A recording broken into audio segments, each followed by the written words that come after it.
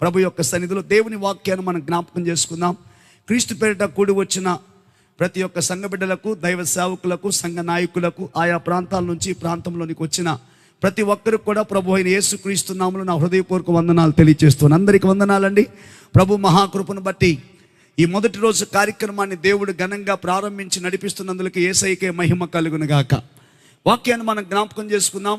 సమయం చాలా అయింది. ఈరోజు మొదటి రోజు కాబట్టి కొద్ది మాటలు, ఒక 3 మాటలు తెలియచేసి తొందరగా ముగించాలని కోరుకుంటూ ఉన్నాను. ఎందుకంటే కొంతమంది నాతో ఉన్న సేవకులు నాకు ఇచ్చిన సలహా ఏంటంటే, మొదటి రోజు పెందలాడి ముగిస్తే రెండవ రోజు చక్కగా పెందలాడి వస్తారన్న ఆలోచన వారికి వస్తూ ఉంది. నేను అనుకుంటాను, ప్రభు ప్రేరేపించి నడిపించకపోతే ఎంత తొందరగా ముగించినా, ఎంత లేటుగా ముగించినా ఒకటేనన్న సంగతి నేను నమ్ముతాను. కాబట్టి ప్రభువే నడిపించును గాక. మీరు ఏదో విందాం అనుకున్నారు కదా, నేనేదో చెప్పాను కదా, దాన్నే దేవుని ఆత్మ అని అంటారు. స్తోత్రం కలుగును గాక. మనుషులు చెప్పిన దానికి, దేవుడు చెప్పిన దానికి చాలా వ్యత్యాసం ఉంటుంది. వాక్యం అంటది, నా తలంపులు మీ తలంపులు వంటివి కావు, నా ఆలోచనలు మీ ఆలోచనలు వంటివి కావు. నా తలంపులకి మీ తలంపులకి ఎంత వ్యత్యాసం ఉందో తెలుసా? తూర్పు పడమరకు ఎంత దూరం ఉందో, ఆకాశానికి భూమికి ఎంత వ్యత్యాసం ఉందో అంత వ్యత్యాసం ఉందని నేను చెప్పడం కాదు, పరిశుద్ధ బైబిల్ గ్రంథంలోనే యెషయా గ్రంథంలో దేవుడు మాట్లాడుతూ ఉంటాడు. ఈ రాత్రికాల సమయంలో అలాగని 12 గంటలకు 1 గంటకి నేను చెప్పను. ఒకవేళ దేవుని చిత్తం అయితే 5 గంటల దాకా చెప్పమంటే చెప్తాను. దేవుని చిత్తం అయితే మిమ్మల్ని కూడా దేవుడే కూర్చుండబెట్టును గాక. ఆమేనంటే ఒట్టు. వెనకాల అందరూ అన్నారు కానీ ముందున్న వాళ్ళు ఆమేనంటే ఒట్టు. ఎందుకంటే రోజుకొచ్చి 4-5 కార్యక్రమాలు చూసుకుంటారు కాబట్టి దైవ సేవకులను ఇబ్బంది పెట్టకూడదు. కాబట్టి నా మాటలను కాస్త ముందుకు తీసుకెళ్తా ఉన్నాను. వాక్యం చదువుదాం ఒకసారి. పరిశుద్ధ బైబిల్ గ్రంథము నుంచి ప్రభు యొక్క సన్నిధిలో మత్తయి సువార్త 5వ అధ్యాయం 13వ వాక్యాన్ని మనం జ్ఞాపకం చేసుకుందాం. మత్తయి సువార్త 5వ అధ్యాయం 13వ వాక్యాన్ని జ్ఞాపకం చేసుకుందాం. ఈరోజు ఈ సందర్భంగా ఒక వాక్యాన్ని మనం గుర్తు చేసుకుంటుండగా దేవుడే మనతో మాట్లాడును గాక. 5వ అధ్యాయం మత్తయి సువార్త 13వ వాక్యాన్ని మనం జ్ఞాపకం చేసుకుందాం. చదవండి ఒకసారి. మీరు లోకమునకు ఉప్పై ఉన్నారు. ఉప్పు సారము, ఉప్పు నిస్సారం అయితే అది దేని వలన సారము? అది బయట పారవేయబడి మనుషుల చేత త్రొక్కివేయబడుటకే, కానీ మరి దేనికిని పనికి రాదు. దేవుడి మాటలు దీవించునుగాక. మేము పనికొచ్చే వాళ్ళం అన్న వాళ్ళందరూ గట్టిగా స్తోత్రం చెప్పండి. పనికొచ్చే వాళ్ళందరూ రోడ్డు మీద నుంచి మర్యాదగా వచ్చి కోటంలో కూర్చోండి. దేవునికి స్తోత్రం కలుగును గాక. అటు ఇటు తిరుగుతూ ఉన్నారు. టీషర్ట్ ఒకటి వేసుకున్నారు, క్యాప్ ఒకటి పెట్టుకున్నారు, తాడు ఒకటి తగిలించుకున్నారు. ఇక నా అంత వీరుడు లేడు, సూర్యుడు లేడు, నేనే పరిచయం. అందరూ కూడా మొత్తం పెద్ద పెద్ద యవనస్తులు నిలబడ్డారు. మామూలు నిలబడతాం కూడా మర్యాదకు వచ్చి మీటింగ్లో కూర్చోవాలి. యేసు రక్తమే జయం. ప్రభు యొక్క మాటలు మనం కొద్ది నిమిషాలు జ్ఞాపకం చేసుకుందాం.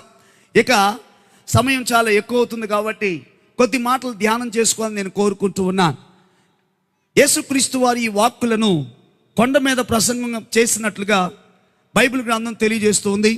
మత్తయి సువార్త 5వ అధ్యాయం, 6వ అధ్యాయం, 7వ అధ్యాయం, 3 అధ్యాయాలు కూడా ఆయన 3 రోజుల ప్రసంగాలుగా మనం వర్ణించుకుంటూ ఉంటాం, మాట్లాడుకుంటూ ఉంటాం.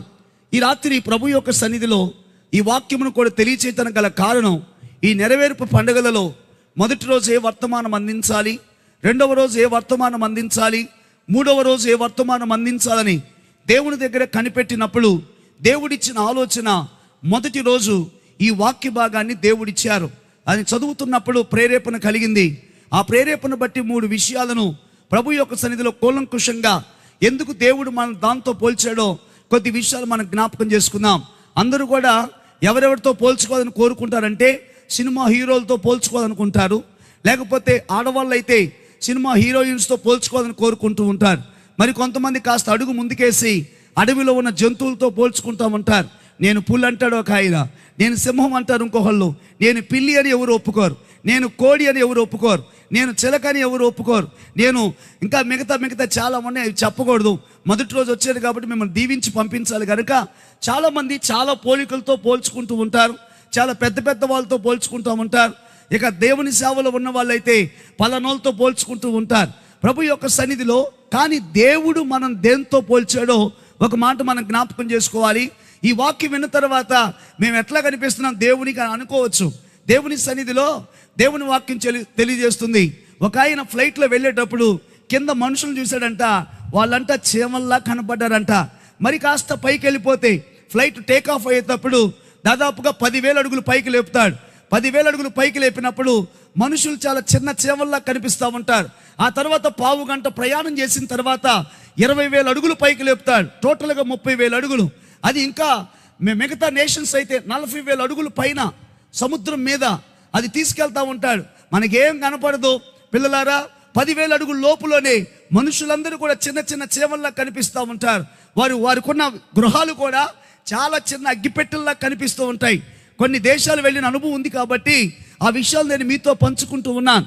దేవుని పిల్లలారా, దేవుడు మనం దేంతో పోల్చాడంటే, దేంతో పోల్చాడు చెప్పండి మీరందరూ కూడా? ఏం చెప్పట్లేదే? ఏందో ఒక్కసారి మాట్లాడాలి. దేంతో పోల్చాడు మనల్ని? ఉప్పు అనండి ఒకసారి, మళ్ళీ ఒకసారి అనండి. అసలు అమ్మినట్టే ఉంది మీరు చెప్తుంటే. Praise the lord. దేవుని పిల్లలారా గుర్తించండి, దేవుడు మనల్ని దేంతో పోల్చాడంటే ఉప్పుతో పోల్చాడు. మీరు లోకమునకు ఉప్పు అయి ఉన్నారు. ఇంతవరకు మనం ఆ మాట అనుకున్నామా? ఇంతవరకు ఆ మాట గురించి ధ్యానం చేసామా? ఇంతవరకు ఆ మాటల గురించి లెక్క చేసుకున్నామా? ఘనంగా చెప్పుకున్నామా? గొప్పగా చెప్పుకున్నామా? ఏ కాడికి నేను అలా, నేను ఇలా, నేను హీరో, నేను ఇంకా మిగతాది మాట్లాడుకుంటూ ఉన్నాం. కానీ ప్రభు మనతో చెప్పాడు, మీరు లోకానికి ఉప్పు అయి ఉన్నారు. దేవుని బిడ్డలను ఉప్పుతో పోలుస్తూ ఉన్నాడు. ఉప్పుతో పోల్చాడంటే ఉప్పులో ఉన్న గుణగుణాలను మనము జ్ఞాపకం చేసుకోగలిగితే, దానిలో ఉన్న గుణగుణాలు మనకు అర్థమైనప్పుడు ఉప్పులో ఇంత విశేషం ఉందా అని ఆలోచన మనకుంటుంది. దేవుని పిల్లలారా, ఇది డైరెక్ట్ స్పీచ్ కాదు, కానీ ఇది ఇండైరెక్ట్ స్పీచ్ అన్నమాట. దేవుని సన్నిధిలో ఒక్కోసారి స్ట్రైట్గా దేవుడు మాట్లాడతాడు, ఒక్కోసారి ఇండైరెక్ట్గా దేవుడు మాట్లాడతాడు. ఉపమానము లేకుండా ఏ రోజు ఆయన బోధించలేదంట. ఉపమానం అంటే కూడా మనకి ఎంత ఇష్టం అండి. చెవి కోసుకొని వింటాం. వాక్యం చెప్తే మాత్రం ఓ చెప్పేళ్లే మాకు తెలియదా అంటారు. ఉపమానాలు చెప్తే మాత్రం ఖచ్చితంగా చెవి కోసుకొని భలే చెప్పాడండి పాస్టర్ గారు ఈరోజు అని మనం ఎంతో సంతోషిస్తూ ఉంటాం. ఈ రాత్రికాల సమయంలో ఈ మాటలు వింటున్న వారులారా, ఎందుకు దేవుడు ఉప్పుతో మనల్ని పోల్చాడో ఒక మాటను మనం జ్ఞాపకం చేసుకుందాం. పరిశుద్ధ బైబిల్ గ్రంథము నుంచి ఒకసారి మనము లేవీకాండములోనికి వెళదాం. చదవండి ఒకసారి. లేవీకాండము 2వ అధ్యాయము 13వ వాక్యం చదవండి ఒకసారి. లేవీకాండము 2వ అధ్యాయం 13వ వాక్యాన్ని మనం చదువుకుందాం. లేవీకాండము 2వ అధ్యాయం 13వ వచనం. నీవు అర్పించు ప్రతి నైవేద్యమునకు ఉప్పు చేర్చవలెను. నీ దేవుని నిబంధన యొక్క ఉప్పు నీ నైవేద్యం మీద ఉండవలెను. నీ అర్పణములన్నిటితోనూ ఉప్పు అర్పించవలెను. ఎందుకు ఉప్పు అర్పించాలో ఒక మాటను మనం జ్ఞాపకం చేసుకున్నట్లయితే, యెహెజ్కేలు గ్రంథం 16వ అధ్యాయం 4వ వచనం చదవండి ఒకసారి. యెహెజ్కేలు గ్రంథం ఒక 2-3 వచనాలు మాత్రమే చదివిస్తా, వాక్యంలోనికి ముందుకు వెళ్ళిపోదాం. యెహెజ్కేలు గ్రంథం 16వ అధ్యాయం 4వ వచనం చదవండి. నీ జనన విధము చూడగా నీవు పుట్టిన నాడు నీ నాభి సూత్రము కోయబడలేదు, శుభ్రమగుటకు నీవు నీళ్లతో కడగబడలేదు. వారు నీకు ఉప్పు రాయకపోయిరి, బట్ట చుట్టకపోయిరి. దేవునికి మహిమ కలుగునుగాక. ఎందుకు దేవుడు ఉప్పుతో ప్రతి ఒక్కరిని పోల్చాడో మనము జ్ఞాపకం చేసుకోవాలి. ఉప్పు దేనికి సాదృశ్యంగా ఉంది? దేవుడైన యెహోవా యాజకులతో చెప్తూ ఆ జనములకు వారి అర్పణ తీసుకొచ్చేటప్పుడు మీరు తీసుకురావాల్సిన విధానం ఏంటంటే, ఏదైనా దహన బలి అర్పించేటప్పుడు కానీ, అపరాధ పరిహారార్థ బలి అర్పించేటప్పుడు కానీ, నైవేద్య బలి అర్పించేటప్పుడు కానీ, దేవుని దగ్గరికి ఒక గొర్రెనైనా, ఒక మేకనైనా, ఒక పొట్టేలునైనా దేవుని దగ్గర తీసుకొచ్చినప్పుడు, పావురాల జతను తీసుకొచ్చినప్పుడు, దేవుని సన్నిధిలో పాత నిబంధన గ్రంథములో అర్పణ ఈ విధంగా ఉండేది. ఎవరైనా పాపము చేస్తే సంవత్సరానికి ఒకసారి ఒక గొర్రె పిల్లను కానీ, ఒక మేక పిల్లను కానీ దేవుని మందిరానికి తీసుకొచ్చి ప్రధాన యాజకుడి దగ్గరికి యాజకులకు అప్పచెప్తే, యాజకులు తీసుకువెళ్ళి ప్రధాన యాజకుడికి ఇస్తే దాన్ని చక్కగా వధించి దాని రక్తమును బలిపెట్టపు కొమ్ముల మీదను, బలి అయిన తర్వాత మనుషుల మీదను జల్లేవారు. ఆ విధంగా మనుషులందరికీ కూడా పాప విముక్తి కలుగుతూ ఉంది, పాప విమోచన కలుగుతూ ఉంది.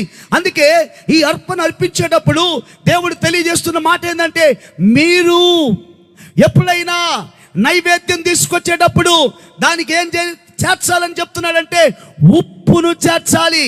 అలాగని రేపొద్దున వత్త ఉప్పు ప్యాకెట్లు తేబాకండి. ఉప్పు ప్యాకెట్లు ఎంత తెచ్చినా ఏముంది, మిగతా బిర్యానీ కావాలి, చికెన్ కావాలి, రైస్ కావాలి, సాంబారు కావాలి, ములక్కాయ.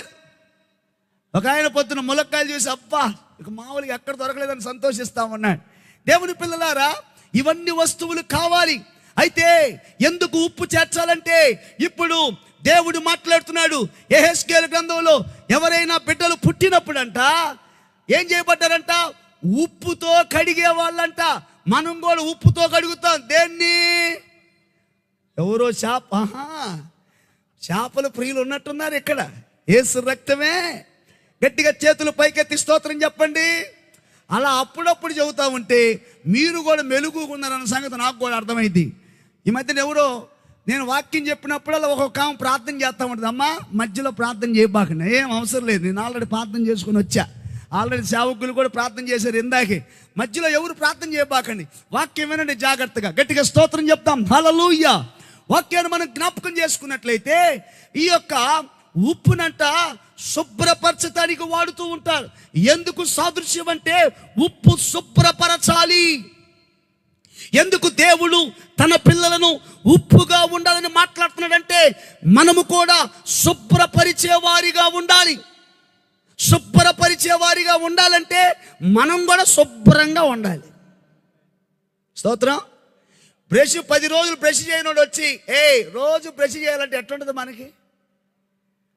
రోజు స్నానం చేయనోడు వచ్చి 3 రోజులకు ఒకసారి చేసేవాడు వచ్చి రోజు స్నానం చేయాలి మీరు అంటే మనకి ఎట్టుంటుంది? రోజు ఇల్లు ఓడవనామా కోడల దగ్గర రాగానే లే పైకిలే అంటే మనకి ఎట్టుంటుంది? కొంతమందికి శుభ్రం ఉండదు, నీతులు మాత్రం శుభ్రంగా ఉండాలి. వెరీ నీట్, చాలా చక్కగా ఉండాలి. వాక్యం ఏమంటుందంటే చాలామంది ఏమంటారంటే వారు మారమని తెలియజేస్తూ ఉంటారు. అరే పొద్దున్నే లెగవరా అంటారు, వీళ్ళు మాత్రం లెగవరు. పొద్దున్న లేచి చదువుకోవాలి, నువ్వు చదివేవా? ఆయనకేమో బతకటానికి చదువుకోవటానికి ఒక పుస్తకం ఉంది, మనం జీవించడానికి ఒక పుస్తకం ఉంది. ఆ పుస్తకం ఎంత ఇంపార్టెంటో చదువుకునే వాడికి బతకటానికి మనకి ఈ పుస్తకం చాలా ఇంపార్టెంట్. స్తోత్రం చెప్పండి. ఏది మీ పుస్తకం పైకి పెట్టండి. తేలేదా, ఫోనులా, నైస్ పీసా, పెరిగిందా? ఒకసారి సగర్వంగా మన చేతుల్లో ఉన్న బైబిల్ గ్రంథాన్ని పైకెత్తి ఒకసారి గట్టిగా స్తోత్రం చెప్పండి. దీనికోసం ఎంతమంది ప్రాణాలు పెట్టారు, ఇది ట్రాన్స్లేషన్ చేయడానికి ఎంతమంది వారి యొక్క సమయాన్ని వెచ్చించారు, ధనాన్ని పోగొట్టుకున్నారు. ఇది ఓరకనే వచ్చింది కాదండి, ఓరకనే వచ్చింది కాదు. ఎంతో శ్రమ పడితే కష్టపడితే మన దాకా వచ్చింది. ఇది రోజు చదవటానికి చాలా మందికి ఎంత ఆసక్తి కలిగిన వాళ్ళందరూ స్తోత్రం చెప్పండి. చదవాలని వచ్చింది అందరికి, కానీ చదవలేకపోతున్నాం. చదవాలని ఉన్నా చదవలేకున్నా అంటే పాట మార్చేలే. జీవితం అనే పరిస్థితిని దాటడానికి మనం దేవుని యొక్క వాక్యాన్ని మనం చదవాలి. ఇప్పుడు ప్రభు వాక్యం కూడా ఏమంటుందంటే నువ్వు ఉప్పుగా ఉండాలంటే నువ్వు ముందు శుభ్రమై ఉండాలి. శుభ్రత లేకపోతే పరిశుద్ధత, నోటి శుద్ధి, దేహ శుద్ధి, అన్నిటికంటే ప్రాముఖ్యమైనది హృదయ శుద్ధి. ఈ మాట చెప్పినప్పుడు ఎందుకు నాకు ఒక వాక్యం గుర్తొస్తుంది. మత్తయి సువార్త 5వ అధ్యాయం 8వ వచనంలో ఆ మాట ఉందంట. చెప్పగలరు? ఆహా, మంచిదమ్మా, నువ్వు వాళ్ళందరికీ కెప్టెన్ పంపించారు మీ ముగ్గురిని. హృదయ శుద్ధి గలవారు ధన్యులు, దేవుని చూడాలని ఆశ కలిగిన వాళ్ళందరూ గట్టిగా స్తోత్రం చెప్పండి. 10,000 తీసుకురమ్మన్నాడు దేవుడు, 20,000 తీసుకురమ్మన్నాడా? Gold chain తెమ్మన్నాడా? బిడ్డలారా తెల్ల బట్టలు వేసుకొని రండి అని చెప్పాడా? కరెక్ట్గా అర్ధరాత్రి 3 గంటలకు లెగవండి అని చెప్పాడా? నన్ను చూడాలంటే మీరు చేయాల్సిన పని ఏంటంటే మీ హృదయం ఎలా ఉండాలి? నా హృదయం శుద్ధంగానే ఉందన్న వాళ్ళు గట్టిగా స్తోత్రం చెప్పగలరు. ఏమో నువ్వు పరలోకం ఏం పోతావు, ఇదే ధైర్యంగా చెప్పలేకపోతుంటే గట్టిగా స్తోత్రం చెప్పండి. అసలు ఇంతకు హృదయం ఉన్న వాళ్ళు స్తోత్రం చెప్పండి. మిమ్మల్ని చూస్తుంటే ఏదో తేడాగా ఉంది. ఈ మధ్యన ఒక అమ్మాయి అంటుంది నా హృదయం నా దగ్గర లేదన్నా. ఏమ్మా ఏమైందమ్మా? రెంట్కి ఇచ్చా అమ్మా. హృదయ శుద్ధి గలవారు ధన్యులంట. వారు ఎవరిని చూస్తారు? దేవుని కనపడాలి, దేవుడు మాట్లాడాలి, దేవునితో నేను ఉండాలని కోరుకున్న వాళ్ళు హృదయ శుద్ధత కలిగి ఉండాలి. అదే చెప్తున్నాడు, మీరు లోకమునకు ఉప్పై ఉండాలని ఎందుకు చెప్తున్నాడంటే మనము పరిశుద్ధంగా ఉండాలి.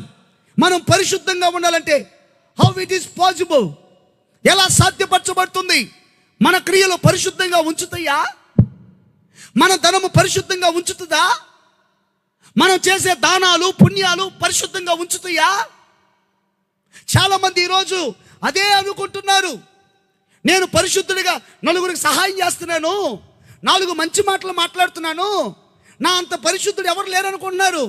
యేసు రక్తంలో కడగబడకపోతే నీకు పరిశుద్ధత రాదు. ఈ మాటను పట్టుకుని ఎవరైనా వస్తే రండి, కాసేపు కూర్చుందాం, డిబేట్ అయిపోయినాక. నేను ఖాళీ 3 రోజులు ఇక్కడే, ఎప్పుడైనా మాట్లాడవచ్చు, దానిలో డౌటే లేదు.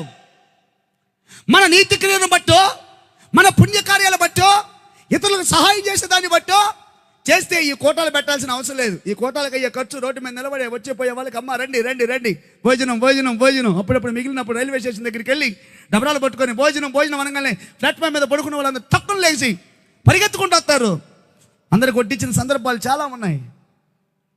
ఇలాంటి పుణ్యకార్యాలు కలిగిన వాడే పరిశుద్ధ బైబిల్ గ్రంథంలో ఒక ఆయన ఉన్నాడు, ఆయన పేరు కొర్నేలి. అనండి ఒక మాట.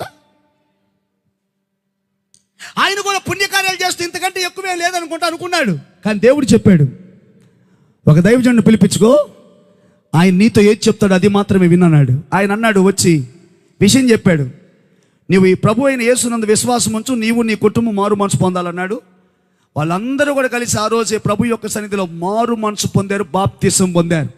ఈ రోజున ప్రభు అంటున్నాడు, మీరు లోకమునకు ఉప్పై ఉండాలి. ఉప్పు అంటే తినే ఉప్పు కాదు, ఉప్పు అంటే పరిశుద్ధతకు గుర్తు. ఇంతకీ రాత్రి పరిశుద్ధులుగా ఉన్న వాళ్ళు ఎంతమంది ఉన్నారంటే ప్రభు యొక్క సన్నిధిలో మనకు ధైర్యం సరిపోట్లా. దేవుని యొక్క హృదయం, దేవుడు మనకిచ్చిన హృదయంలో శుద్ధత పెరగట్లేదు. దేవుడు మనకిచ్చిన హృదయంలో ఎప్పుడు చూసిన ద్వేషమే, అసూయే. వాక్యం చెప్తుంది మత్తయి సువార్త 15వ అధ్యాయం. ఒక్క మాట చదువుకొని ఈ విషయాన్ని మనం ముగించుకోబోతున్నాం. మత్తయి సువార్త 15వ అధ్యాయం 19వ వాక్యం చదవండి ఒకసారి. 15:19. దురాలోచనలు, నరహత్యలు, వ్యభిచారములు, వేశ్యాగమనములు, దొంగతనములు, అబద్ధ సాక్ష్యములు, దేవదూషణలు హృదయములో నుండే వచ్చును. గట్టిగా స్తోత్రం చెప్పండి. మన హృదయంలో ఏమున్నాయంట? ఇట్లాంటి ఏమి లేవు అన్న వాళ్ళు స్తోత్రం చెప్పండి. నరహత్యలు లేవు, దురాలోచనలు అంతకంటే లేవు, వ్యభిచారం లేదు, దొంగతనం లేదు, దేవదోషణ అస్సలు లేదు. ఇంకేముందంటాడా? ఏమండి? అబద్ధ సాక్ష్యం, నీ మీద ఒట్టు, నన్ను నమ్ము. పచ్చని చెట్టు కింద ఉండి చెబుతున్నానమ్మా, నేను చెప్పేదంతా నిజమేనమ్మా. నలుగురు నడిచే రోడ్డు మీద ఉండి చెబుతున్నానమ్మా అంటే నలుగురు నడవకపోతే అది అబద్ధమా? ఈయన చెప్పే టయానికి చెట్టు కూడా ఎండిపోయింది తెల్లారికి. మరి కొంతమంది అంటారు, అందరూ ఏ స్తంభం కింద అయితే ఉన్నారో ఆ లైట్ కింద ఉండి చెబుతున్నానమ్మా, నేను చెప్పేదంతా అబద్ధమే. నీ మీద ఒట్టు, నా మీద ఒట్టు, వాళ్ళ మీద ఒట్టు, వీళ్ళ మీద ఒట్టు, ఇంక నేను తినే కొండ మీద ఒట్టానులే. అది కూడా దెబ్బకు మాడిపోయేదేమో వీళ్ళ దెబ్బకి. హృదయంలో నుండి ఏమొస్తుందంటే దురాలోచన. ఏ ఆలోచన అంటండి? ఒక వ్యక్తి అడుక్కుంటూ ఉన్నాడంట. అడుక్కునేవాడికి 10 రూపాయలు మార్చి 1 రూపాయి దానం చేసి 9 రూపాయలు జేబులో పెట్టుకున్నాడంట. పెట్టుకుంటే ఈ 9 రూపాయలు జేబులో పెట్టుకోవడం చూశాడు అతగాడు. చూసి ఏం చేశాడంటే, ఆ 9 రూపాయలు కూడా నాకే వస్తే ఎంత బాగుండు అనుకున్నాడు. ఒక పెద్ద రాయి తీసుకున్నాడు, వెనకాలే పోయాడు, తల మీద గట్టిగా మోదించాడు. అతను కింద పడ్డాడు, అతను చచ్చాడు. 9 రూపాయలు లాక్కున్నాడు. పుణ్యం చేయడానికి పోయి ఏమైపోయింది? మరణం ఎదురైంది, అపాయం ఎదురైంది. ఈ రాత్రి నా మాటలు ముగించబోచుండగా, దేవుని పిల్లల ఎప్పుడు వస్తాయో తెలియదు దురాలోచన, తెలియకుండానే వస్తాయి. జాగ్రత్త, మీ హృదయాన్ని కాపాడుకోండి. తెలియదు మనకి. ఒంటరిగా ఉన్నప్పుడు మనకి ఏ ఆలోచన వచ్చిందో తెలియదు. డబ్బు చూసినప్పుడు ఏ ఆలోచన వచ్చిందో తెలియదు.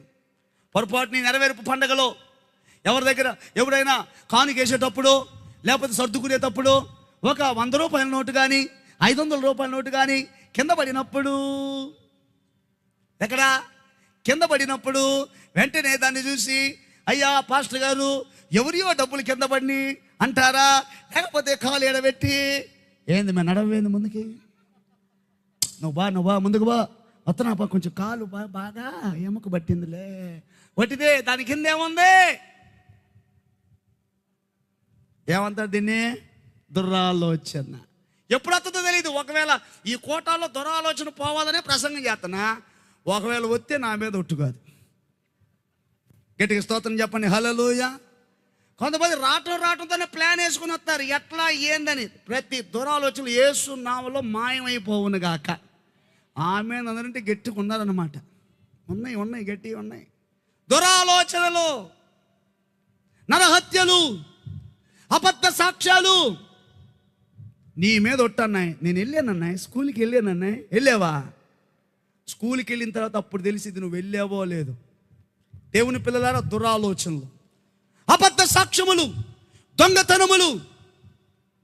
ఎవరైనా ఎదుగుతుంటే వ్యాపారంలో కానీ, ఇంటిలో కానీ, ఊరిలో కానీ, వాడు ఎదగకుండా ఉండాలంటే ఏం చేయాలంటే వాడిని చంపేయాలి అని ఆలోచన చేసేవాళ్ళు చాలామంది ఉన్నారు. నేను ఒక విషయం చెప్తాను, వినండి పిల్లలారా. నిన్న ఒక సాంగ్ రికార్డింగ్కి వెళ్తూ ఉన్నాను. ఒక అతను కరెక్ట్గా 12:30కి 1:00కి ఫోన్ చేశాడు. ఆయన ఫోన్ చేసి, పాస్టర్ గారు అయినా మాట్లాడదా? అవునండి, నేను పలానా హైదరాబాద్ నుంచి మాట్లాడుతున్నాను, జాగ్రత్తగా వినాలి ఈ సాక్ష్యం. కోట్లకు వారసుడు, సంపాదన ఉంది, దేవుణ్ణి నమ్ముకున్న వ్యక్తిని చేసుకుని, ఆయన ఒక బ్రాహ్మణ్ అంట. దేవుణ్ణి నమ్ముకున్న వ్యక్తిని ప్రభు యొక్క సన్నిధిలో, ఆయన దేవుణ్ణి నమ్మక ముందు ఆమె కూడా నమ్మలేదు, ఈయన ప్రభువుని నమ్మాడంట. ఆ తర్వాత చర్చికి రమ్మంటే ఆమె రావట్లేదంట. అయినా కూడా ఆయన కోసం వస్తూ ఉందంట. ఆమె పేరు మీద 40 లక్షలు ఆస్తి కలిగిన ఆ ఇల్లు ఆ పేరు మీద పెట్టాడంట. ఆ తర్వాత ఒక కారు కొనిపించాడంట. చక్కగా ఈయన ఉద్యోగానికి వెళ్ళి వస్తున్నాడు, లక్షల సంపాదన, కోటీశ్వరుడు, చాలామంది సేవకులకి సహాయం చేసిన వాడు.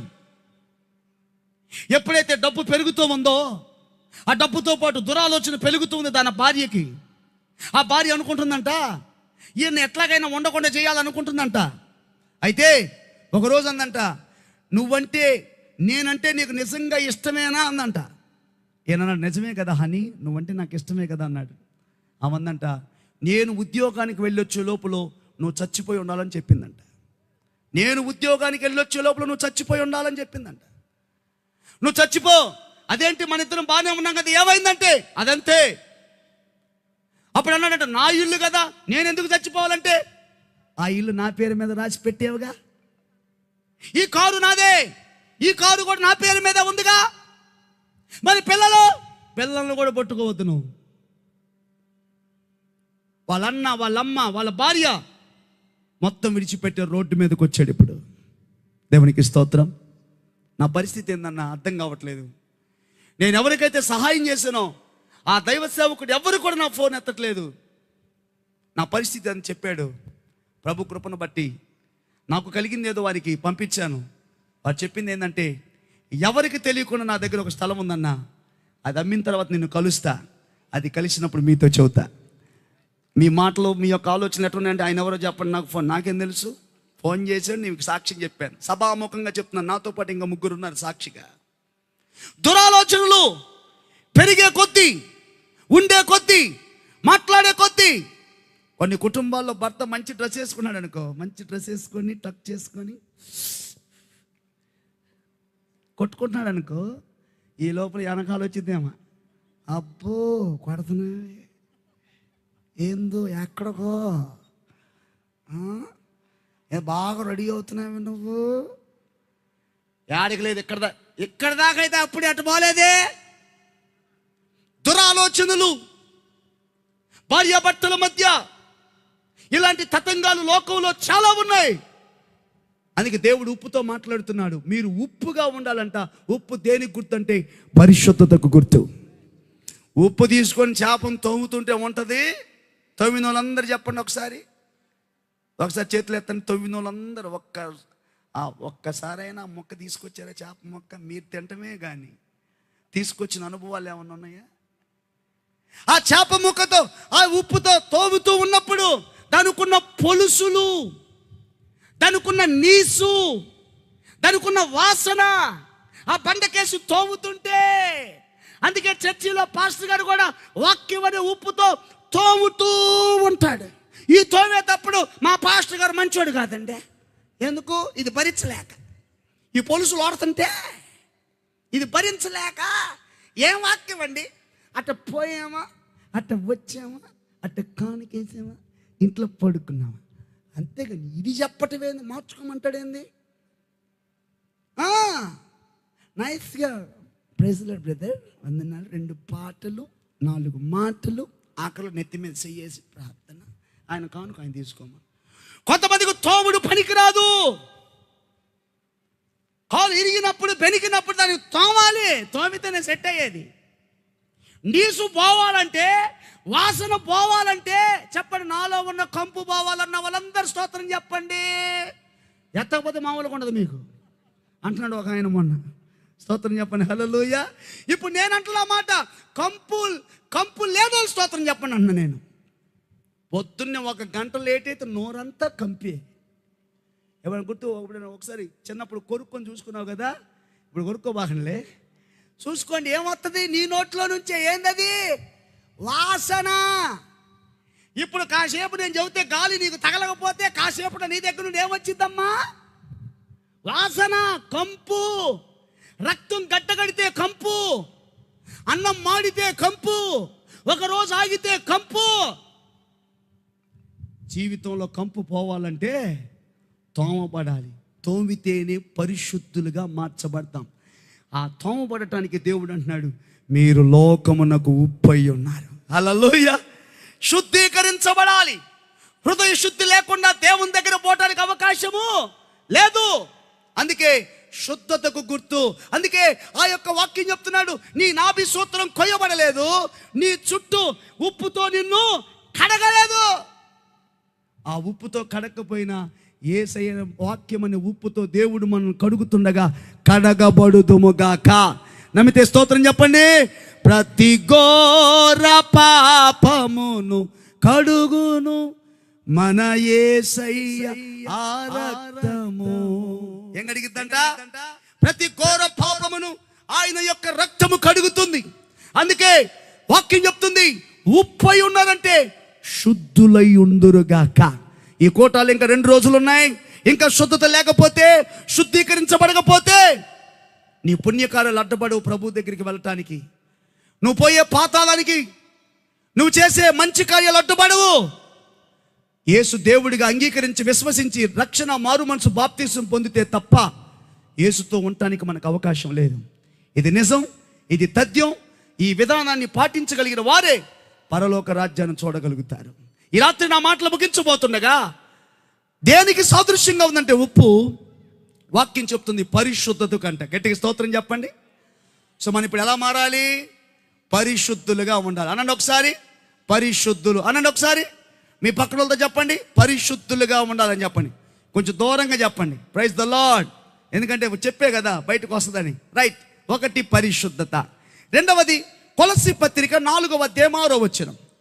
కొలస్సీ పత్రిక 4వ అధ్యాయం 6వ వచనం. కొలస్సీ పత్రిక 4వ అధ్యాయం 6వ వచనం. ప్రతి మనుష్యునికి ఎలాగు ప్రత్యుత్తరమియ్యవలెనో అది మీరు తెలుసుకొనుటకై మీ సంభాషణ ఉప్పు వేసినట్టు ఎల్లప్పుడు రుచి కలిగిందిగా ఉండాలంట. స్తోత్రం, హల్లెలూయా. ఉప్పు సాదృశ్యం దేనికి గుర్తంటే ఉప్పు రుచితనానికి గుర్తంట. రుచి. ఇప్పుడు మీకు అన్నం పెట్టబోతున్నాం ఒక 15 నిమిషాల్లో. ఆ దానిలో మీరేం వెతుకుతారు? ఫస్ట్ చూడంగానే వైట్ రైసా లేకపోతే కలర్ రైసా, 2వది వెజ్జా నాన్ వెజ్జా, 3వది ఖచ్చితంగా నోట్లో పెట్టిన తర్వాత నువ్వు కోరుకునేది ఏందో చెప్పమంటారా? రుచి. ఏంటంట? రుచి. రుచి లేకుండా తినటానికి ఒక ముద్ద కూడా ముందుకెళ్ళలేదు. అందుకే పెద్దయ్య గారు బతికున్నప్పుడు ఏం చెప్పేవాడంటే, ఆయన ప్రసంగంలో ఈ మాట బాగా హైలైట్ అన్నమాట. ఉప్పు అంటదంట, అన్నేసి చూడు నన్నేసి చూడు. ఎంతమంది గుర్తుంది చెప్పండి? పెద్దయ్య గారు చెప్పినప్పుడు ఈ మాట ఉంది కదా, చాలా చోట్ల చెప్పి ఉంటాడు ఆయన. నేను కూడా అక్కడి నుంచే మనం నేర్చుకున్నాం కాబట్టి, అన్నీ వేసి చూడు నన్నేసి చూడు. నిజమే, ఉప్పు లేకపోతే ఆ సెక్షన్ వేరు, ఉప్పు ఉంటే ఆ సెక్షన్ వేరు. ఎక్కువైతే ఒక మామూలుగా ఉండదు, తక్కువైతే మామూలుగా ఉండదు. ఉప్పు సత్యాగ్రహం అని ఎవరు చేశారు ఉద్యమం? గాంధీ గారు చేశారు. కానీ మన ఇంట్లో ఉప్పు తక్కువైన యుద్ధమే ఉందా? అట్టయితే ఉందంటలే. పాస్టర్ గారు నిజంగా ఏకైక పాస్టర్ గారు ఒప్పుకున్నా. ఆయన ఉప్పు ఉండాలి.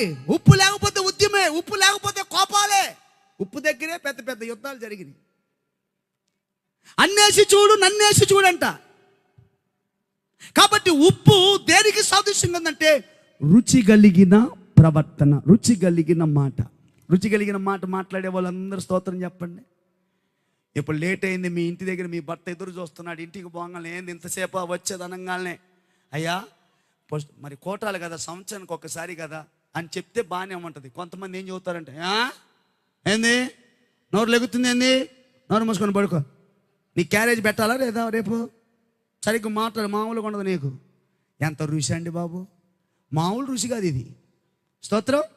రుచి గల మాటలేవు ఈ రోజుల్లో. అబద్ధాలేం బాగా రుచిగా ఉంటాయి అంట, నిజం చెబితేనే అసలు రుచిగానే ఉండదంట. రుచి కలిగిన మాట, రుచి కలిగిన స్థితి. నీ జీవితంలో రుచి లేదంటే ఇంకా నువ్వు ఉప్పుగా మారలేదని అర్థం. రుచి లేని జీవితాలు, ఇప్పుడు దాకా బ్రతికిన జీవితం గురించి మీరు సంతృప్తికరంగానే ఉన్నారా అంటే పైకి ఒకటి లోపల ఒకటి పెట్టుకొని నిజంగా అందరు చెయ్యే పైకెత్తుతారు. ఎందుకంటే రుచి లేదు. రుచి లేని జీవితం, రుచి లేని మాట. కొంతమంది ఇళ్ళకు పోవాలంటేనే భయం కొంతమందికి, ఎందుకంటే అక్కడ ఏం యుద్ధం జరిగిద్దో అని. రుచి లేని పరిస్థితులు, రుచి లేని జీవితం. కూరల్లో రుచి ఉంటుంది కానీ జీవితంలో రుచి కనపడతలా. ఎవరైనా ఏమ్మా ఏంది బాగున్నావా ఏంటి పరిస్థితి అంటే, ఏంది చాలే పలకరిస్తున్నా పెద్ద ఏం లేకుండా అని నేను పలకరియాలంటే ఏదో ఒకటి తేవాలా? రుచి లేని జీవితాలు. కొంతమంది అరుచుకున్నట్టే మాట్లాడుకుంటే, అరుచుకున్నట్టే ఈ రూమ్లో ఉంటుంది, ఆ రూమ్లో ఆయన ఉంటాడు, అరుచుకున్నట్టే మాట్లాడతారు. ఏం డబ్బులు తెచ్చావా రేపు కట్టాల్సిన వాడికి, ఏంది పెద్ద కడుతున్నా తేలేదు ఏందంట. ఇప్పుడు రుచి లేని మాటలు, రుచి లేని పరిస్థితులు. ఈ మొదటి రోజు దేవుడు మనతో మాట్లాడుతున్నాడు, మీరు ఉప్పుగా ఉండాలి. ఎందుకంటే రుచి కలిగిన వ్యక్తులుగా మనం మార్చబడాలి. కొంతమంది పేర్లు పెడతారు ఏమనంటే హోటల్కి, రుచి గ్రాండ్, రుచి హోటల్, దానిలో రుచే ఉండదు. రుచి కలిగిన వ్యక్తులుగా మనం మార్చబడాలి. ఎప్పుడైతే మనం ఉప్పుగా మారుతామో మంచి రుచి కలిగిన వ్యక్తిగా ఉంటాం. ఎప్పుడైతే ఉప్పు వేసామో కూర రుచి మారిపోతుంది. అది వెజిటేరియన్ నాన్ వెజిటేరియన్ అని ఎట్లుంటుందంటే ఆ ఉప్పు పడిన తర్వాత రుచికరంగా మార్చబడి. అందుకేగా మన బైబిల్లో ఒక పెద్ద ఆయన ఉన్నాడు, ఆయన పేరు ఏశావు. ఏశావు గారు యాకోబు గారు ఇంట్లో ఏ కూర వండుతున్నాడండి? చిక్కుడుగాయల కూర వండుతుంటే, చిక్కుడుగాయల కూరకి ఎవరైనా 10,000 రూపాయలు ఇస్తారంటే ఒక్కరు కూడా ఇరు.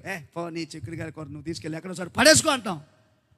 ఆ రోజు ఆయన వండిన రుచితనాన్ని బట్టి జ్యేష్ఠత్వాన్ని అమ్మే స్థితికి వచ్చాడంటే ఎంత రుచిగా ఉంటే ఆ స్థితికి ఎదిగాడో చూడండి. ఈ రాత్రి నా మాటలు ముగించబోతుండగా, ఎంతకు నువ్వు ఉప్పేనా?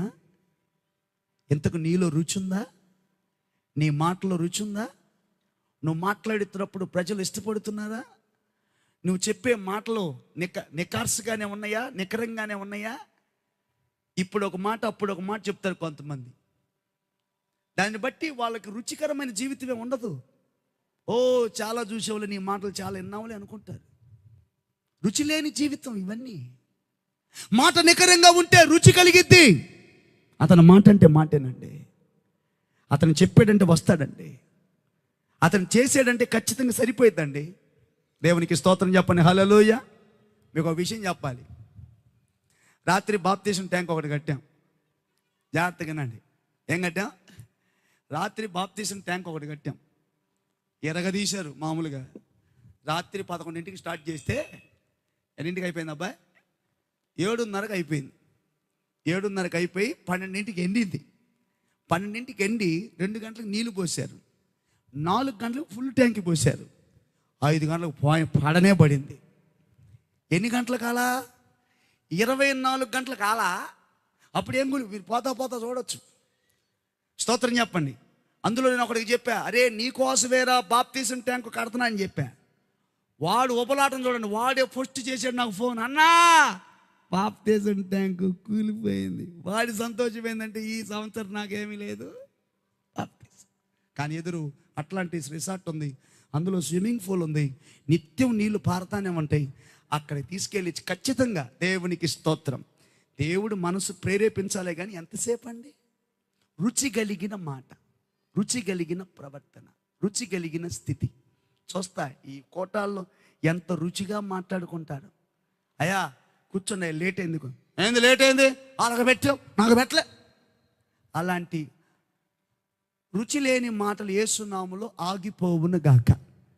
దేవునికి స్తోత్రం చెప్పండి. రుచి కలిగిన మాటలు లేవు, రుచి కలిగిన పరిస్థితి లేదు. ఫైనల్గా నా మాటలు ముగించబోతున్నాను, ఎందుకంటే మీకు చెప్పిన సమయం అతి పెందలాడి ముగిస్తానని. 3వ మాట చదువుకుందాం. 2వ రాజుల గ్రంథం 2వ అధ్యాయం 20వ వాక్యం చదువుదాం. ఫైనల్గా 2వ రాజుల గ్రంథం 2వ అధ్యాయం 20వ వచనం చదువుదాం. 2వ రాజుల గ్రంథం 2వ అధ్యాయం 20వ వచనం.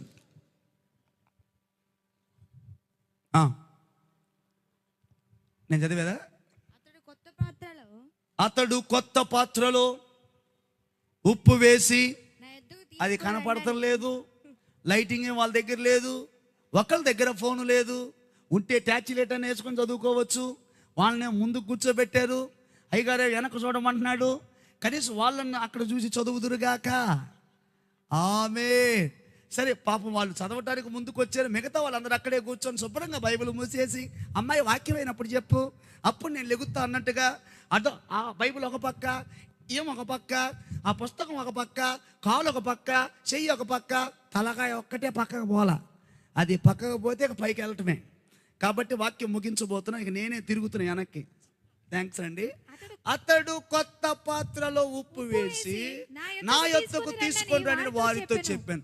వారు దాన్ని తీసుకొని రాగా అతడు ఆ నీటి ఊట యొద్దకు పోయి అందులో ఉప్పు వేసి, యెహోవా సెలవిచ్చిందేమనగా, ఈ నీటిని నేను బాగు చేసి ఉన్నాను కనుక ఇక దీని వలన మరణము కలుగకపోవును, భూమియు నిస్సారముగా ఉండదు అని. గట్టిగా స్తోత్రం చెప్పండి, హల్లెలూయా.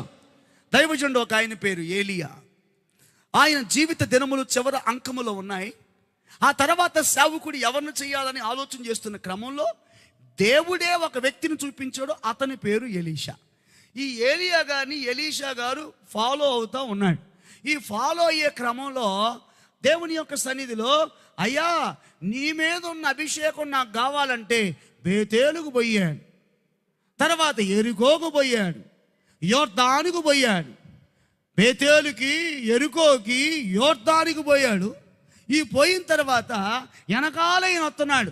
ఈ రోజుల్లో no following, no, only force, only photos, only publicity, no following, only beside following. ఇందాక నేను వచ్చేటప్పుడు, అన్నా నీ వెనకాల మేము కూడా వస్తాం. స్తోత్రం. నేను అనుకున్నా, అబ్బో మనకు కూడా ఫాలోయింగ్ ఉందనుకున్నా. నేనుగా ఆపకపోతే ఇక్కడే నన్ను దొక్కేసేవాడు. ఏదైనా మహిమ కావాలంటే యేసయ్యకే కలగాలి. నేను చేసిన, మీరు చేసిన మహిమ యేసయ్యకే. నేను ఎదిగినా, మీరు ఎదిగినా, నేను ఆస్వాదించబడినా, మీరు ఆస్వాదించబడిన మహిమ ఎవరికి రావాలి? కొంతమంది వాళ్ళు చెప్పుకుంటాను, నేనే ఇట్రస్, నేనే డబ్బు గులిపోయింది, నేనే స్టేజీ పాడతానే ఉంటాం, వెళ్ళిపోతానే ఉంటాం లోపలికి. మహిమ ఎవరికి? యేసయ్యకే మహిమ. కొట్టినా మహిమ. ఇదేది? ఈ రాగం అక్కడ ఉన్నారు, ఆ రాగంలో ఉన్నారా? యేసు రక్తమే చెయ్యం. హల్లెలూయా. ఫైనల్గా ముగించబోతున్నాను. ఇలాగ ఫాలో అవుతున్నప్పుడు 12 ఎకరాల ఆస్వామి ఫాలో అయ్యేవాడు is not a normal person, is not a 10th class failure, 10వ క్లాస్ ఫెయిల్ అన్నాడు కాదు ఈయన. ఈజ్ నాట్ ఏదో ఒక చిన్న బడ్జెట్తో బతికేవాడు కాదు. 11 ఎకరాలు దున్నిస్తూ 12 అరక ఈయన దున్నుతూ పోయేవాడు ఆ స్వామి. ఈ రోజున యేసు ప్రభువుని నమ్ముకుంటే ఇల్లేదో తక్కువ వాళ్ళే, ఏవి లేదులే, గతి లేదులే, స్థితి లేదులే, అందుకే సేవ చేస్తున్నాను అనుకుంటున్నారేమో. బిడ్డలారా, ఆయన తల వంచి కాడి వంచి తీసుకున్నారు కాబట్టి ఇక్కడ కూర్చొని పద్ధతిగా కూర్చొని దేవుని వాక్యం వింటున్నాం, దేవుని వాక్యం చదువుతున్నాం. లేకపోతే మెడలో సెతస్కోప్ వేసుకొని గుండె మీద పెట్టి ఊదో ఒకసారి పైకి లేపు దించో అనేవాడిని నేను ఆడ. స్తోత్రం చెప్పండి, హల్లెలూయా. అట్లాంటి వాడు నన్ను తీసుకొచ్చి, నాయనా నువ్వు నా శిష్యుడివి, నేనేం పరమ వైద్యుడిని, నువ్వు నా శిష్యుడివి, నా వైద్యం చేయమన్నాడు దేవుడు. లేకపోతే మన మెడలో పడేది. Praise the lord. ఏదో దేవుని బిడ్డలు దేవుని సేవ అంటే కొంతమందికి బతకలేక సేవకు వచ్చి అనుకుంటున్నారు. భలే వాళ్ళే. ఎప్పటికి కాదు. నా యేసయ్య రారాజు, నాకు ఇచ్చే ఆహారం కూడా రారాజు భోజనమే పెడతాడు. ఏందండి పెట్టట్లేదు ఆయన? మరి ఏంది ఓరక మెదలకుండా కూర్చుంటారు? టవర్లు లేపుతుంటే ఇక్కడ నేను యేసు రక్తమే చెప్పగడిగా హల్లెలూయా.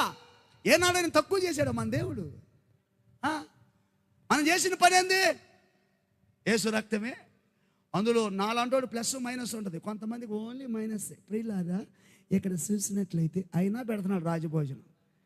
కొంతమంది బండలు పిండి చేసేటట్టుగా కావాలి అన్న కూడా పెడుతున్నాడు. వాళ్ళకి పని చేసినా పెడుతున్నాడు, పని చేయకపోయినా పెడుతున్నాడు. వచ్చి ఒక పాట సుగుణాలస్ అన్నా పెడుతున్నాడు, సుగుణాలసం అన్నా పెడుతున్నాడు. తక్కువలో పడినా పెడుతున్నాడు, ఎక్కువలో పడినా పెడుతున్నాడు, పరిచయం చేసినా పెడుతున్నాడు. ఏం మామూలు ఆషామాషకు ఉందా? అది 12 ఎకరాల ఆసామి వెనకాల పడుతూ ఉన్నాడు. కొంతమందిని అడుగుతాను, ఏందండి పండగలు జరుగుతుంది, ఏంది పని, ఏంది రాలేదు, పరిచయం గ్రౌండ్లోకి రాలేదంటే ఒక ఆయన అంటాడు, పని కుదరతల్లా.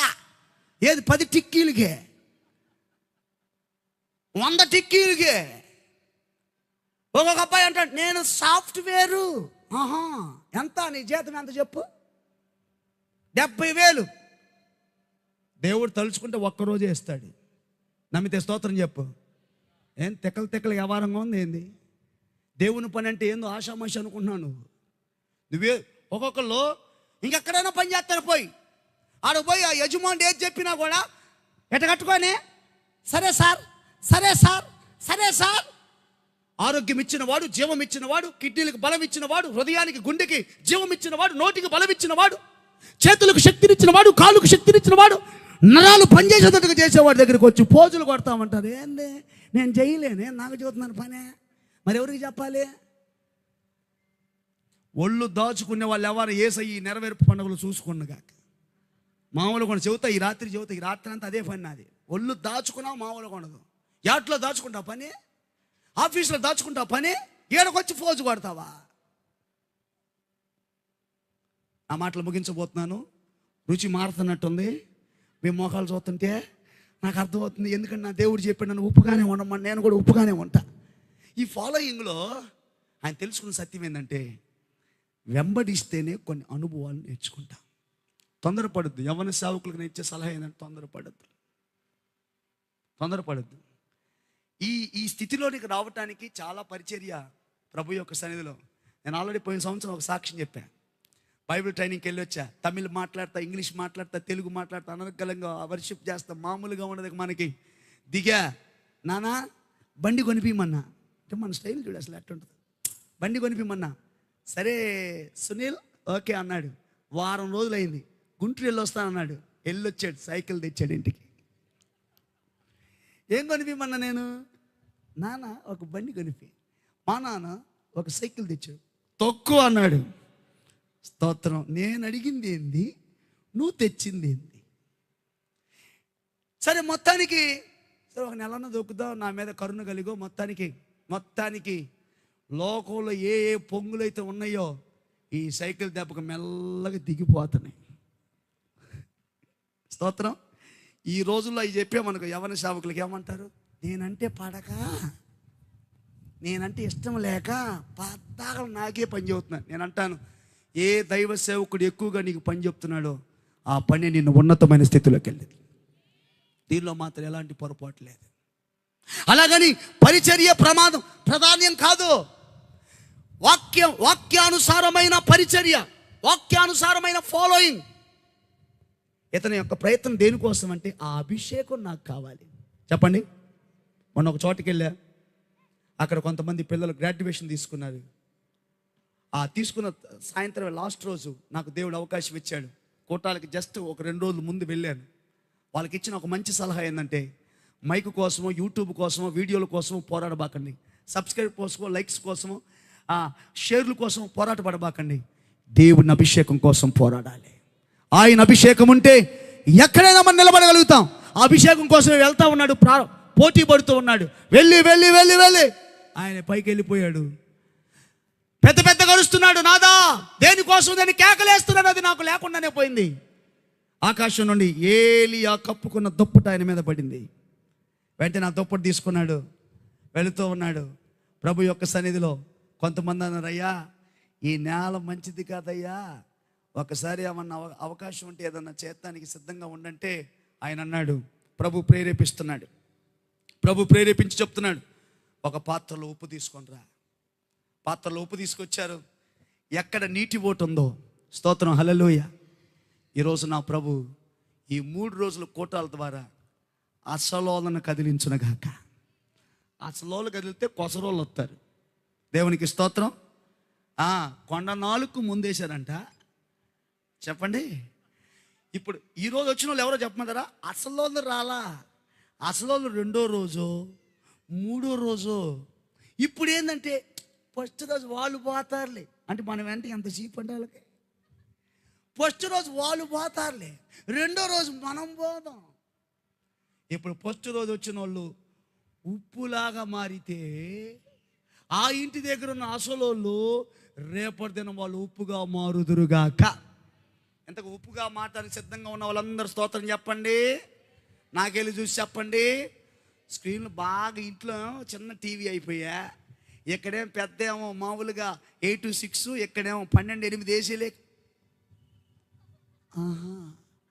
అందులో మనకి ఇక 3 కెమెరాలు ఉన్నాయి కాబట్టి అడుగు తిప్పుతున్నారు అన్ని చోట్లకి తిప్పేలేక ఎదిగా నేనే. ఈ 3 రోజులు నీ బొమ్మ ఆడ పడతా ఉంటుంది. ఈ 3 రోజులే కాదు, గుర్తుపెట్టుకో, నీ బొమ్మ పరలోకంలో కూడా పడుతుంది. స్తోత్రం. భర్త జేబులో డబ్బులు తీసేటప్పుడు కూడా నీ బొమ్మ ఆడ పడుతుంది. పడుతుంది.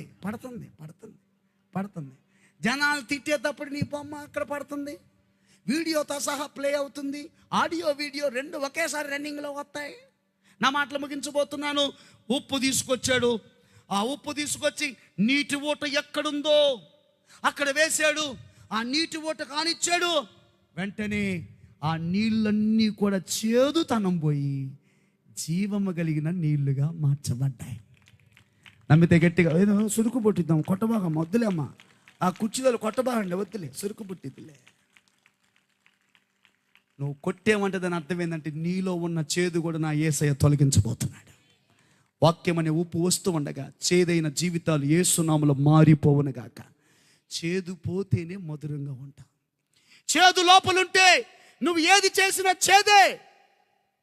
మధురమైన యేసయ్య మధురమైన వాక్యం గుండెల్లోకి వస్తూ ఉండగా మనలో ఉన్న చేదైన కోణాలన్నీ యేసు నామములో మారిపోవునుగాక.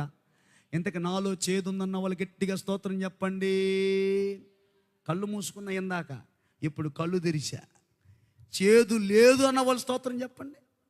చేదు ఉంది, ఈ చేదు యేసు నామములో తొలగిపోవాలి. యేసయ్యా నేను ఉప్పుగా మారాలనుకుంటున్నాను. ఆ చేదైన స్థితిలో నుంచి నన్ను మధురమైన స్థితిలోనికి మార్చు. అందుకే వాక్యం దగ్గరికి వచ్చిన వాడు చచ్చిపోదాం అనుకున్న వాడు కూడా బతుకుతున్నాడు. వాక్యం దగ్గరికి వచ్చిన వాడు మనశ్శాంతి లేనివాడు కూడా మనసు నెమ్మది పొందుకుంటున్నాడు. వాక్యం దగ్గరికి వచ్చినాడు కుంటోడైనా గుట్టోడైనా అది ఎట్టోడైనా మారిపోయి ఇంటికి వెళ్తున్నాడు. కారణం ఏంటో తెలుసా? చేదు విరిగిపోతుంది. అనండి ఒకసారి, ఏ విరిగిపోతుంది? చేదు విరిగిపోతుంది.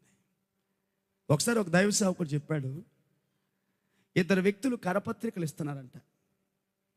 ఈ రోజుల్లో కూడా చావైన బ్రతుకైన సిద్ధమైన సేవకులు కరపత్రికలు పరిచయం చేస్తున్నారు. అందుని బట్టి వాళ్ళకి ఒకసారి చప్పట్లు కొట్టండి.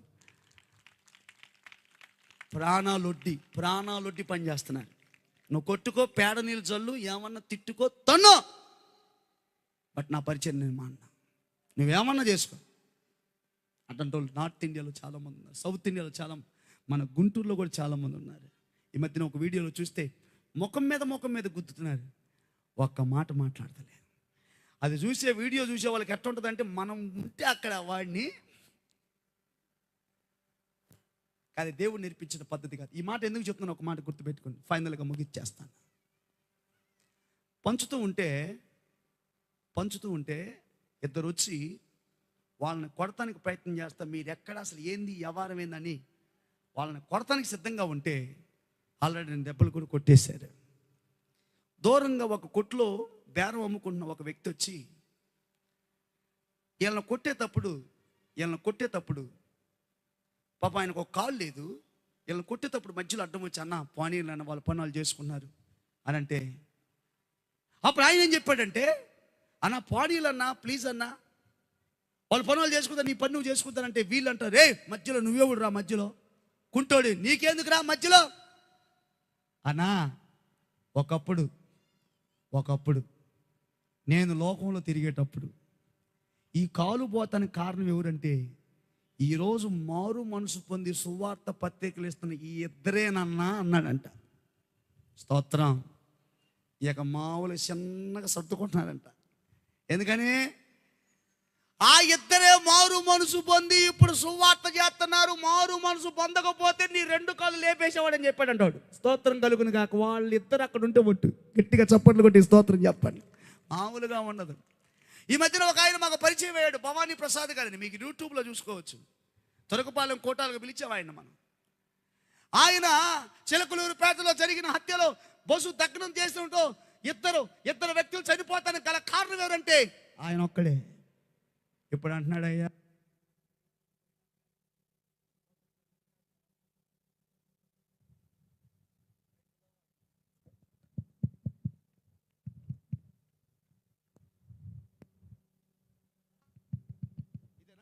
రైట్ మంచిది.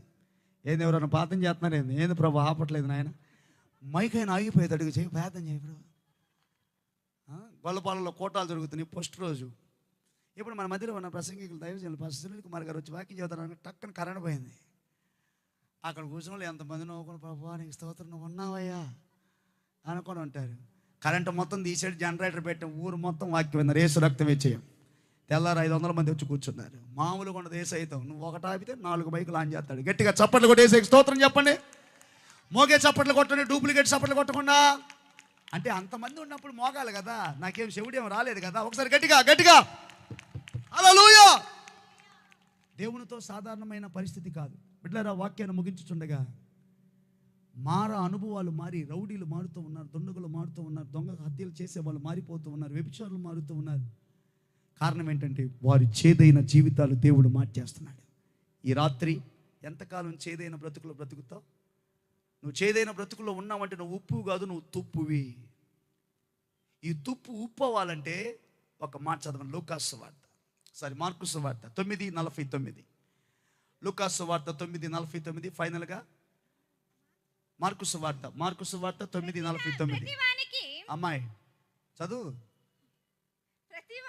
ఉప్పు అమ్ముతావు కదా కొట్లోను, కరెక్ట్గా రైట్. ఉప్పు ప్రతివానికి ఉప్పు సారము అగ్ని వలన కలుగును. గట్టిగా స్తోత్రం చెప్పండి. హల్లెలూయా.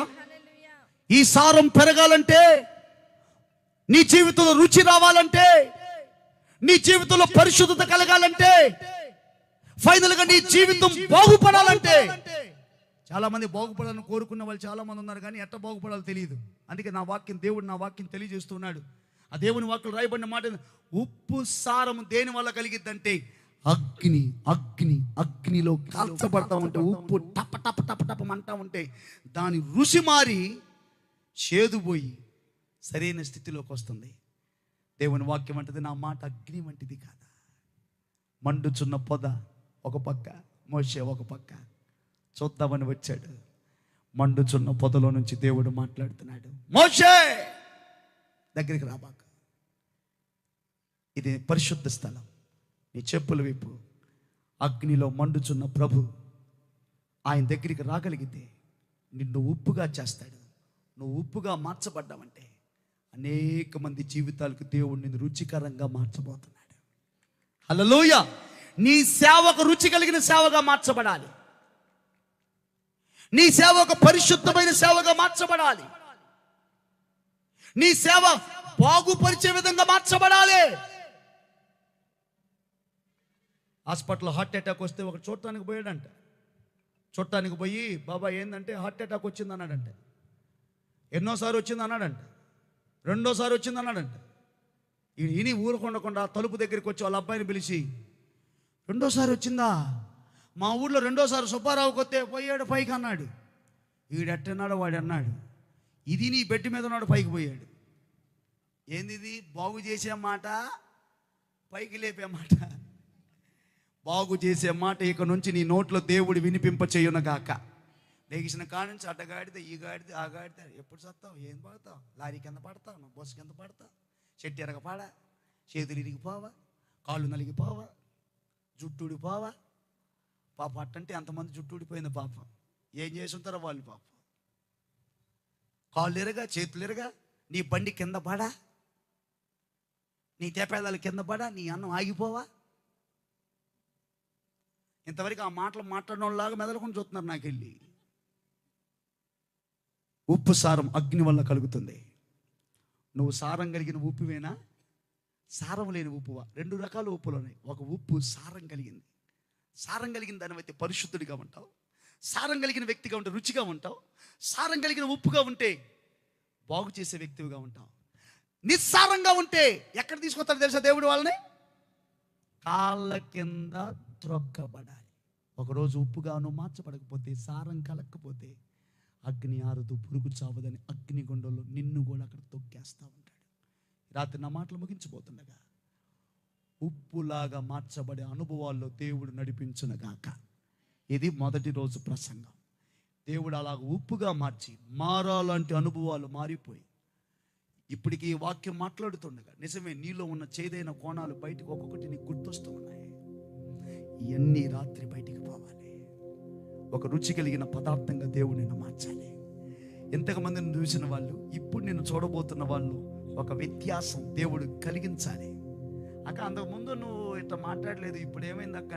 నేను నెరవేర్పు పండగలకు వెళ్ళాను, అక్కడ దేవుడు నా వాక్యం ద్వారా మాట్లాడాడు. నా మాట, నా జీవితం, నా బ్రతుకు రుచిగా ఉండాలని దేవుడు చెప్పాడు. ఆ రోజు నుంచి నా మాటలు కొన్ని తగ్గించుకున్నాను, నా వేషాలు కొన్ని తగ్గించుకున్నాను, నా హావభావాలు కొన్ని తగ్గించుకున్నాను. నేను మారిపోయాను ఇప్పుడు అనే సాక్ష్యం నీ నుండి పుట్టడానికి నా ప్రభు రెండు చేతులు చాపి నీ కొరకు ఎదురు చూస్తున్నాడు. ఆయన మాటను అంగీకరించగలిగితే రుచి కలిగిన పదార్థంగానే దేవుడు ఉంచుతాడు. ఆ విధంగా ప్రభు చేయండి కాక. ప్రార్థన చేసుకుందామా? తలలు వంచండి, కళ్ళు మూసుకోనండి. ఈ రాత్రి ప్రభు మాట్లాడిన మాట సాధ్యమైతే మోకరించగలిగిన వాళ్ళు మోకరించండి. మోకాలు వేయలేకపోతే అలానే మీరు కూర్చున్న స్థలంలోనే ప్రభు తట్టు చూస్తుంది. ప్రభువా, నేను ఇప్పుడు దాకా ఎవరెవరితో పోల్చుకున్నానయ్యా, కానీ నన్ను ఉప్పుగా ఉండమని కోరుకున్నా. మంచి మాటే కదా, రుచి కలిగిన వ్యక్తిగా నేను ఉండాలి కదా, ఒక శుద్ధత కలిగిన వ్యక్తిగా నేను ఉండాలి కదా. నాలోనే శుద్ధి లేకపోతే మందిరానికి వచ్చేటప్పుడు ఇతరులో నేను ఎలా శుద్ధి చూడగలుగుతాను ప్రభు? అవును, నాలోనే చేదైన అనుభవాలు ఉంటే నేను ఎలా అనేక మందికి మధురంగా కనిపిస్తాను. కాబట్టి రాత్రి నీ సన్నిధిలో నేను ఒప్పుకుంటున్నాను. నాకు సహాయం చేయండి. నాలో చేదును విరిచివేయండి. అగ్ని అనేది, అగ్ని దగ్గరికి నేను వచ్చినప్పుడు ఆ నిప్పుతో నన్ను కాల్చగలిగితే, వాక్యం అనే నిప్పుతో నన్ను కాల్చగలిగితే నాలో సారం వెదజల్లుతుంది ప్రభు.